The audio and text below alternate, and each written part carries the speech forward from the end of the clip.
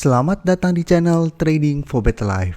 Hari ini ISG ditutup naik 0,15% ke angka 5.822. Di video ini saya akan menganalisa beberapa saham yang terlihat turun hari ini dan merupakan kesempatan untuk kita buy on weakness karena masih ada peluang saham-saham ini untuk rebound kembali.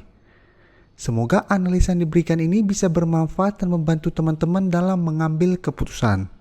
Untuk teman-teman yang mau merequest saham untuk dianalisa, bisa like dan komentar pada postingan Instagram Trading for Better Life yang dipost setiap hari Selasa dan Jumat.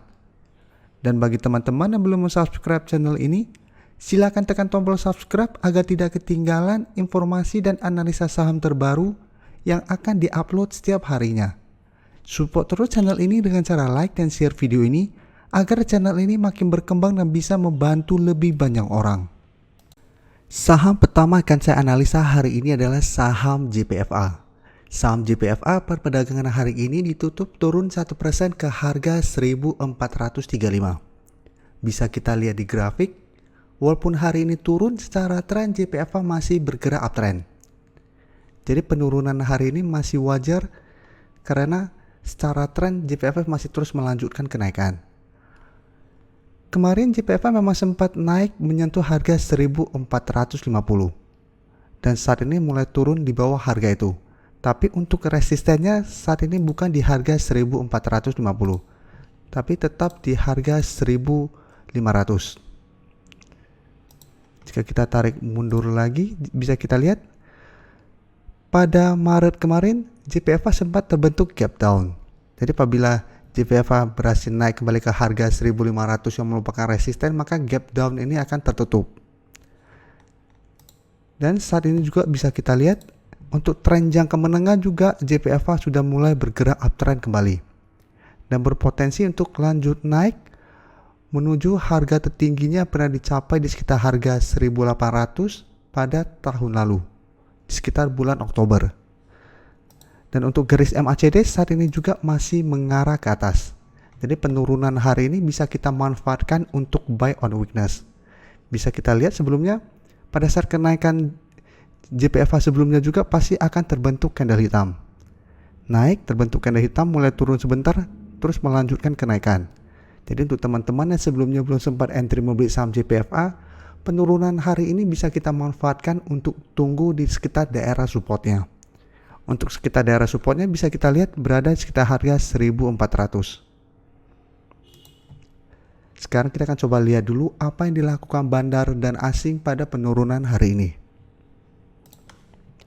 Bisa kita lihat pada penurunan 1% ini bandar masih melakukan sedikit akumulasi.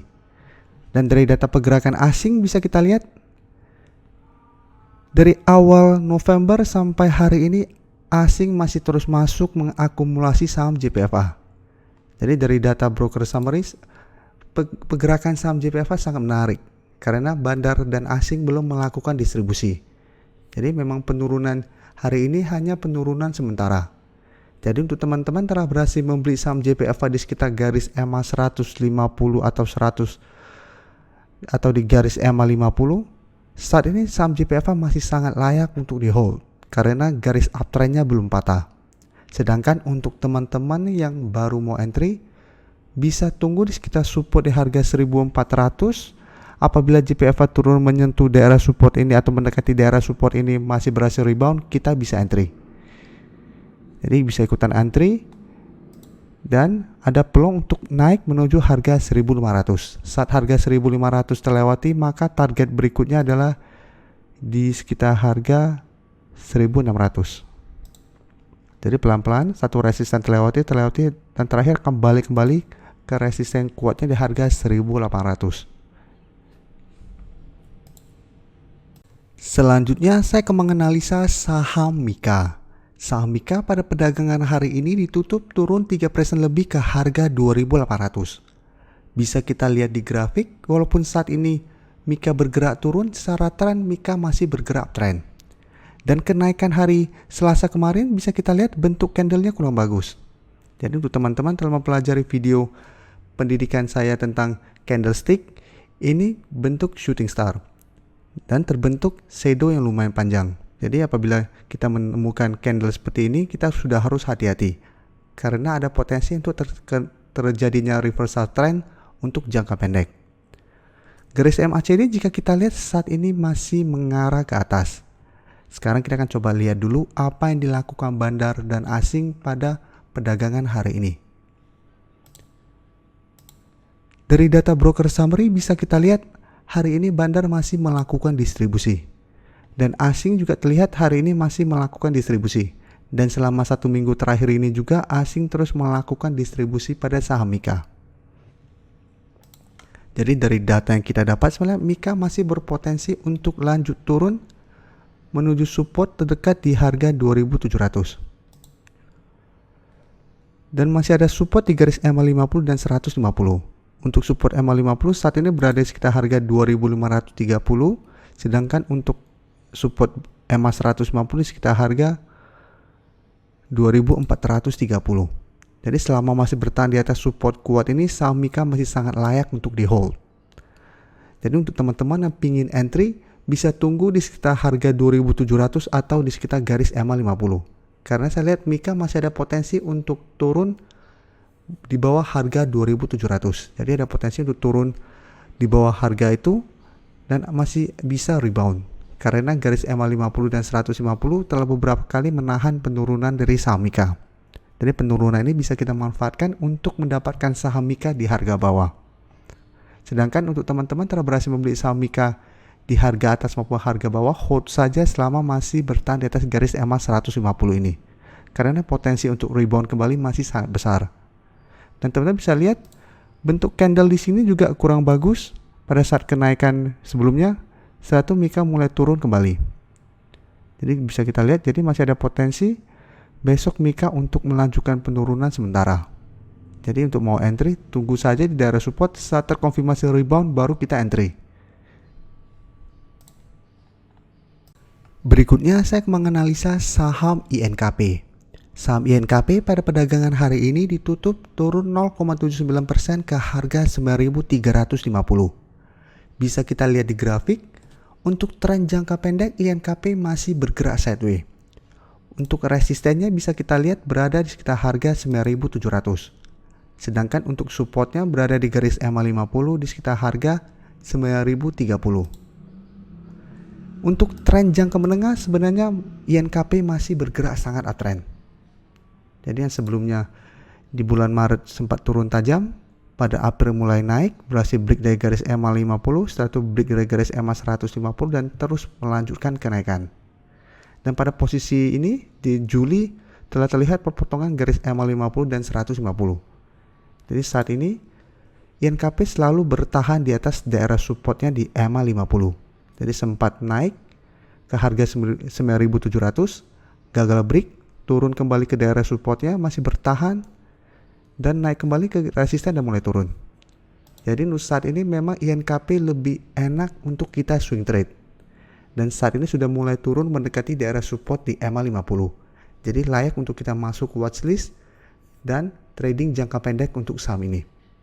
Sekarang kita akan coba lihat dulu apa yang dilakukan bandar dan asing pada penurunan hari ini. Dari data broker summary bisa kita lihat hari ini bandar masih melakukan sedikit akumulasi. Sedangkan asing dalam 2 minggu terakhir ini memang masih terus melakukan distribusi pada saham INKP. Jadi dari data yang kita dapat, karena saat ini masih bergerak sideways, kita bisa tunggu di garis EMA 50. Saat terkonfirmasi rebound baru kita entry. Karena memang INKP selalu bertahan di atas daerah support ini. Tapi bukan berarti pada saat menyentuh daerah support, dan terbentuk candle hitam, kita langsung entry karena berharap pasti rebound. Tapi kita tetap harus tunggu adanya konfirmasi dengan bentuk candle putih. Contohnya, pada saat di posisi ini menyentuh daerah supportnya, keesokan harinya terbentuk candle putih, baru kita entry. Ini juga sama apabila nanti besok turun menyentuh daerah support dan terkonfirmasi rebound, baru bisa kita entry.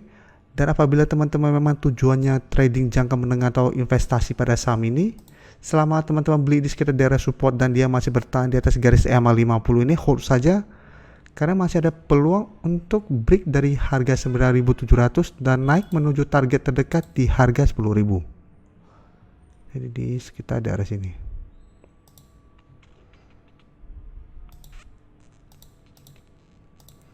Dan apabila harga 10.000 terlewati, INKP akan mulai bergerak uptrend kembali.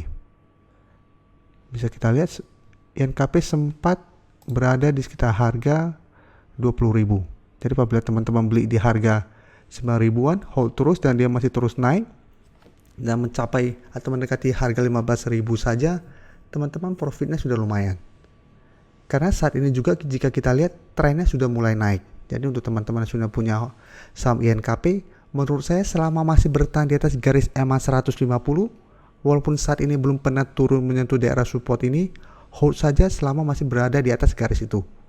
Karena potensi untuk masih terus naik masih sangat besar. Karena trennya saat ini juga sudah mulai berbalik arah. Saham terakhir akan saya analisa hari ini adalah saham BSDE. Saham BSDE pada perdagangan hari ini ditutup turun 1% lebih ke harga 1075. Bisa kita lihat di grafik, selama 2 minggu terakhir ini saham BSDE masih bergerak sideways. Jadi untuk jangka pendek masih bergerak sideways karena masih gagal break dari resisten di harga 1100. Jadi 2 minggu ini saat menyentuh harga 1100, BSDE mulai bergerak sideways karena masih gagal break dari resisten ini. Tapi untuk tren jangka menengah bisa kita lihat BSDE masih bergerak uptrend. Jadi saat ini walaupun bergerak sideways, garis uptrend BSDE belum patah. Dan BSDE juga masih berada di atas garis EMA 50 dan 150. Untuk garis MACD saat ini memang telah berpotongan dan mengarah ke bawah. Sekarang kita akan coba lihat dulu apa yang dilakukan bandar dan asing pada penurunan hari ini. Dari data broker summary bisa kita lihat hari ini bandar masih melakukan distribusi pada penurunan 1% ini.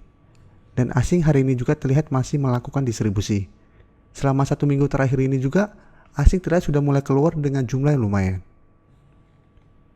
Jadi dari data yang kita dapat soalnya BSDE masih berpotensi untuk turun menuju support yang bisa kita lihat berada di harga 1000.